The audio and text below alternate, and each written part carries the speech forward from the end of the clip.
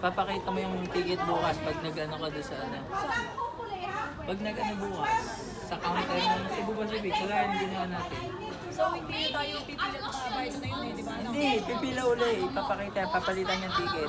But hopefully tomorrow we can. So we have only information at the park at 12. Okay. So when you come back check in, you just contact. Basta 8:30 sana ano. Hotel. Confirm your flight to park. Dito tayo dati. Any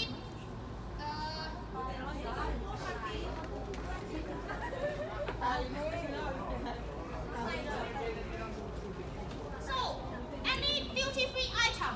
Yes, we have. Please return before immigration. Return to duty free shop. Before duty free shop. Bakit? Hello. Arrival level. We now go out to Hong Kong before immigration. So before immigration have duty free shop, you can refund or return. And then the receipt and when Wala naman tayo binili. Yung Wala duty nga. free naman, mga alak, sigarilyo yun. Siguro. Kasi i-declare yun eh. Parang de-declare mo yun eh. Pag ipinasok mo uli bukas, i-declare mo yung babayaran mo. Oh, kung sa kanila binili, dapat wala kayo de-declare. Iba ibabalik, before Naku, buti na lang at hindi ako. Napaka-matakabang.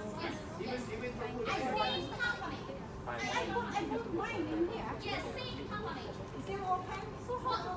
Yes, so now we go to arrival. Arrival. Arrival. They have a duty free shop and on arrival. Arrival. may mga pabango. Ano yung mga duty free. Yes, yes, the same company.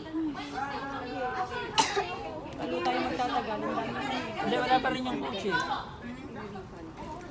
Pagod na pagod yung mga pero 8:30 pipikapin tayo. Saan daw? Sa lobby mismo.